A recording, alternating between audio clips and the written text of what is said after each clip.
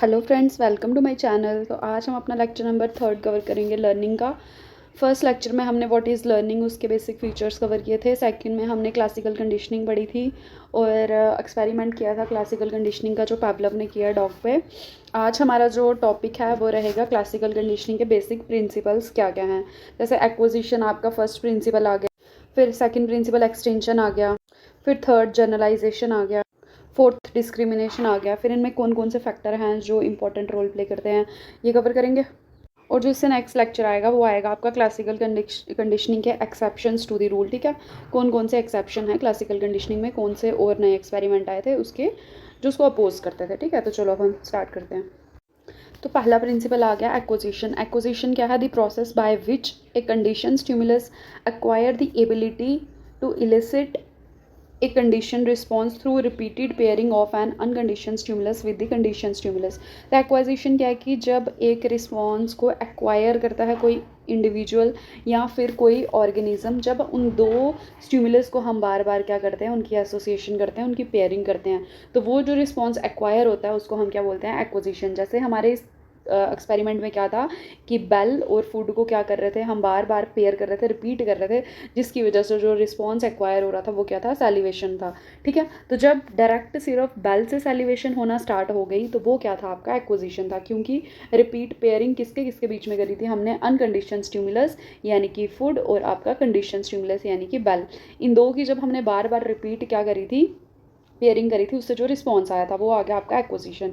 ठीक है, proceed quite rapidly at first, increase as the number of pairing between conditioned and unconditioned stimulus increases. However, there is a limit to this effect after a number of pairing of conditioned stimulus and unconditioned stimulus, unconditioned यानी कि food और conditioned यानी कि bell, acquisition slow down and finally leave off। ठीक है, तो क्या होता है कि ये किस पे डिपेंड करता है? स्टार्टिंग में रिस्पॉन्स जल्दी आता है, जैसे आप ज़्यादा पेयर कर रहे हो तो रिस्पॉन्स एक्वायर करने की जो कैपेसिटी है वो ज़्यादा हो जाती है, बट इसकी कुछ लिमिट होती है। बहुत सारे ट्रायल के बाद क्या होता है कि रिस्पॉन्स जब एक बार आ गया होता है तो उसके बाद क्या होता है? वो स्लो डाउन हो जाता है। ठीक है, फिर आ गया और कौन से फैक्टर हैं जो इम्पैक्ट करते हैं आपके किसको, या फिर इंपॉर्टेंट रोल प्ले करते हैं in the acquisition of new response. पहला फैक्टर आ गया आपका टेम्पोरल अरेंजमेंट। टेम्पोरल अरेंजमेंट किसके किसके बीच का? कंडीशन स्टिमुलस और अनकंडीशन के बीच का टेम्परल अरेंजमेंट, कि हम उन दो स्टिमुलस को प्रेजेंट कैसे कर रहे हैं।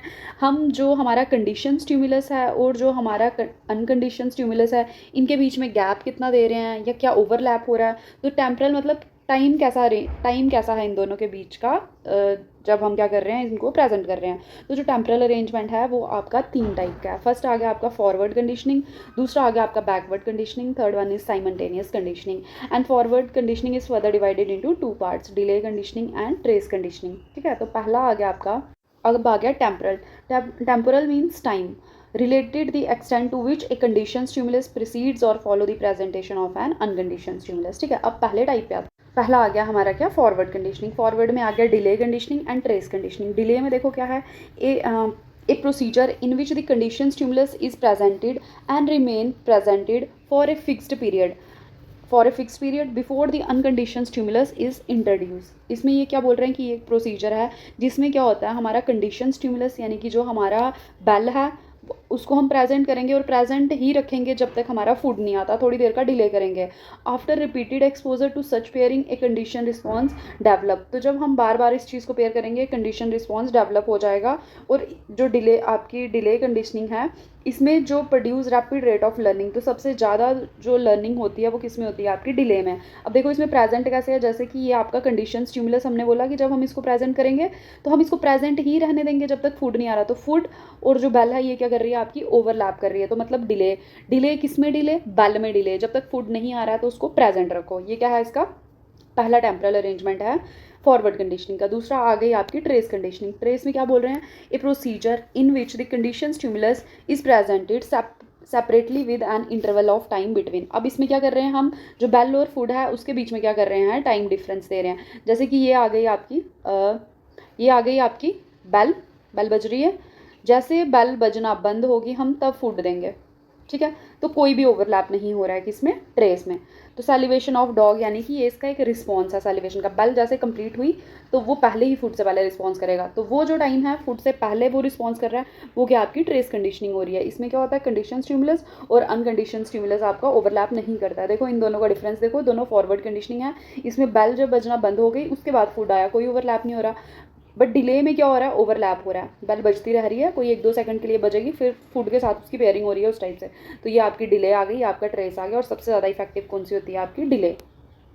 फिर आ गया आपका थर्ड, आ गई आपकी कौन सी कंडीशनिंग, साइमल्टेनियस कंडीशनिंग। साइमल्टेनियस में लीस्ट इफेक्टिव है। इसमें क्या होता है, दोनों एक साथ प्रेजेंट होते हैं। जब तक बेल बज रही है तब तक फूड है, जब बेल बंद तो फूड भी बंद, ठीक है, तब तक फूड भी आ जाएगा। तो ये दोनों में क्या होता है, begin and and at the same time. Backward में ये भी लीस्ट इफेक्टिव है। इसमें क्या करेंगे, पहले फूड दे देंगे, बाद में बेल बजाएंगे। तो ये भी क्या है आपकी लीस्ट इफेक्टिव है। तो ये दोनों लीस्ट इफेक्टिव हैं। फॉरवर्ड इफेक्टिव होती है, बट दोनों फॉरवर्ड में से सबसे ज़्यादा इफेक्टिव कौन सी है, आपकी डिले। अब जो सेकंड फैक्टर है एक्विजिशन में जो इंपॉर्टेंट रोल प्ले करता है, वो क्या है आपका, इंटेंसिटी। इंटेंसिटी यानी कि conditioning is faster when the intensity of either the condition stimulus and uncondition stimulus increases. जब उनकी इंटेंसिटी इंक्रीज होगी तो क्या होगा, रिस्पॉन्स भी ज़्यादा जल्दी इंक्रीज हो जाएगा, ठीक है। फिर आ गया टाइम इंटरवल। तीसरी चीज़ आ गई टाइम इंटरवल। अब हमने पहले भी टेम्परल वो पढ़ा, तो अब ये टाइम इंटरवल क्या चीज़ है कि कितनी देर के लिए प्रेजेंट है। उधर हम पढ़ रहे हैं कि ओवरलैप हो रहा है कि नहीं हो रहा है। देखो इसमें क्या है, conditioning also depend on the time interval between presentation of two stimulus, ठीक है। Extremely short time interval less than 0.2 second rarely produce conditioning. तो 0.2 सेकेंड एक इन्होंने टाइम दिया हुआ है बारन में कि अगर आप इतनी देर का गैप दे रहे हो, इतनी देर के लिए प्रेजेंट कर रहे हो क्या आपका कंडीशन स्टिमुलस, तो भी क्या होगी, कंडीशनिंग नहीं होगी। In animal time interval optimal जो उसका लेवल है एक कंडीशन और अनकंडीशन स्टिमुलस के बीच का जो इंटरवल का ऑप्टिमल लेवल है वो कितना है, 0.2 सेकंड से लेकर 2 सेकंड तक। तो जो आपने बेल बजानी है वो 0.2 सेकंड से लेकर 2 सेकंड तक होनी चाहिए, नहीं तो क्या होगा, कंडीशनिंग नहीं होगी according to classical conditioning of पैवलव।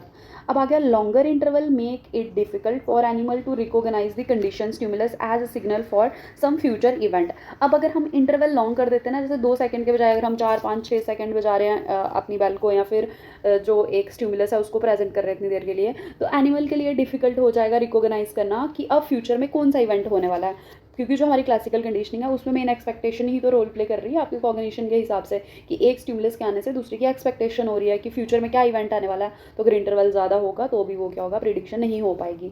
Fourth factor आ गया एक्विजिशन में आपका फैमिलैरिटी। फैमिलैरिटी में क्या आ गया कि अगर पहले से स्टिमुलस से ज़्यादा फैमिलियर होंगे तो कंडीशनिंग क्या होगी, ज़्यादा इफेक्टिव होगी as compare to unfamiliar stimulus.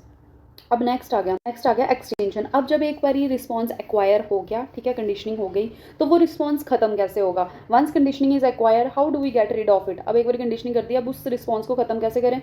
The process through which a condition stimulus gradually loses the ability to evoke condition response when it is no longer followed by uncondition stimulus. ये एक process है जिसमें क्या होता है, condition stimulus अपनी ability को lose कर देता है कि वो कंडीशन स्टिमुलस के प्रेजेंट होने से वो क्या हो, वो जो रिस्पॉन्स दे। जैसे कि बेल बज रही है, बेल के बजने से जो कंडीशन रिस्पॉन्स आ रहा था, आपका सेलिवेशन हो रही थी, तो वो बंद हो जाएगी। वो कब बंद होगी, जब हम बेल को प्रेजेंट करेंगे बट हम उसको अनकंडीशन स्टिमुलस प्रेजेंट नहीं कर रहे हैं, फूड नहीं दे रहे। अगर आप बार बार सिर्फ बेल बजा रहे हो और फूड दे रहे ही नहीं हो उसको, तो एक बार सेलिब्रेट करेगा, 2 बारी करेगा, 3 बारी करेगा, फिर उसको समझ आ जाएगा कि ये जो बेल है इसके बाद कोई फूड नहीं आ रहा।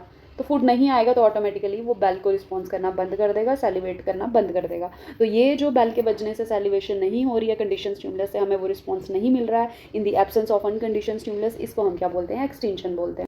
जैसे कि इधर दिया है, the eventual decline and disappearance of condition response in the absence of uncondition stimulus is known as extension. तो डिसअपियरेंस ऑफ कंडीशन रिस्पॉन्स बोला, कंडीशन यानी कि आपका salivation in the absence of food. तो अब फूड की एब्सेंस में जब वो सेलिब्रेट करना बंद करेगा डॉग, तो वो क्या आपकी एक्सटेंशन है। जैसे बेल प्लस फूड, तो क्या हो रहा है आपका, ड्यूरिंग कंडीशनिंग में सेलिवेशन हो रही थी, फिर जब आफ्टर कंडीशनिंग हो गई तो बेल से ही सेलिवेशन हो रही थी, बट अब आप क्या करोगे, बेल बजा रहे हो, खाना ही नहीं दे रहे, तो नो रिस्पॉन्स, तो क्या हो गई, एक्सटेंशन हो गई। अब एक्सटेंशन में एक कंडीशन आती है रिकंडीशनिंग। रिकंडीशनिंग और स्पॉन्टेनियस रिकवरी दोनों चीज़ें किसके बाद आती हैं, आपके एक्सटेंशन के बाद आती हैं। अब देखो रिकंडीशनिंग में क्या होता है, but if the condition stimulus and uncondition stimulus are again pair, अगर हम उनको दोबारा पेयर कर रहे हैं, बेल के साथ दोबारा से फूड को देने लगे, तो क्या होगा, again pair after the condition response of salivation has been extinguished salivation will return very quickly. अगर एक बारी क्या कर रहे होंगे हम, जैसे हमने इस कंडीशन, ये आ गई हमारी एक्सटेंशन, हम क्या कर रहे हैं कि बेल के साथ कोई खाना नहीं दे रहे तो नो रिस्पॉन्स हो गया, पर जब दोबारा से हम रिपीट करेंगे ना, बेल के साथ फूड देंगे, तो सेलिब्रेट बड़ी जल्दी होना स्टार्ट हो जाएगा। एक दो इंटरवल में ही, मतलब एक दो ट्रायल में ही हो जाएगा, तो फिर दोबारा से क्या करेगा, वो बेल के साथ सेलिब्रेट करना स्टार्ट कर देगा। तो ये जो रिकंडीशनिंग इज़ वेरी क्विक। तो रिकंडीशनिंग क्या होती है, बहुत फास्ट प्रोसेस होता है। But suppose that after extinction the experiment is interrupted for several week. But अगर सोचो कि एक बार एक्सटेंशन हो गई, बेल बज रही है, रिस्पॉन्स नहीं आ रहा, और उसके बाद क्या हो गया कि जो एक्सपेरिमेंट है वो इंटरप्ट हो गया बहुत सारे वीक के लिए, हमने नहीं किया दोबारा से। No will the sound of bell elicit salivation. तो क्या अब साउंड ऑफ वेल दोबारा से इतनी जल्दी हमें वो रिस्पॉन्स देगी सेलिवेशन का? यस, रिस्पॉन्स देगी, बट कब? Yes, but the reaction will be in A weaken form. तो जो रिएक्शन है वो एक वीक फॉर्म में हमें मिलेगा। The reappearance of reaction after a time interval is refer to as spontaneous recovery. तो ये जब हमें रिस्पॉन्स मिलेगा, ये हमें क्या मिलेगा, एक वीक रिस्पॉन्स मिलेगा। उतना तेज़ रिस्पॉन्स नहीं हो गया, किसके कंपैरिजन में, रिकंडीशनिंग ज़्यादा क्विक है as compare to spontaneous recovery.